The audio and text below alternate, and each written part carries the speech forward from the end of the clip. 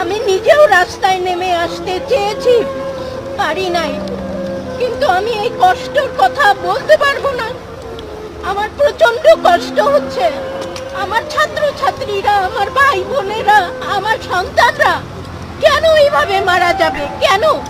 স্বাধীন দেশে বাস করি আমরা, এটা স্বাধীনতা?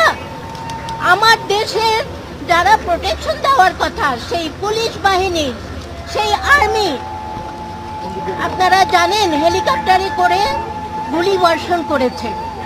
ওরা যেভাবে ওরা গুলি বর্ষণ করেছে, আর্মিদের ভিডিওগুলো দেখলে কষ্ট লাগে।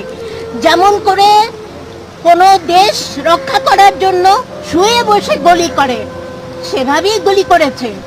হ্যাঁ, তোমরা কি অন্য কোনো দেশের জন্য এই গুলিটা করলে? কেন এত ছেলে মেয়ে মারা গেল?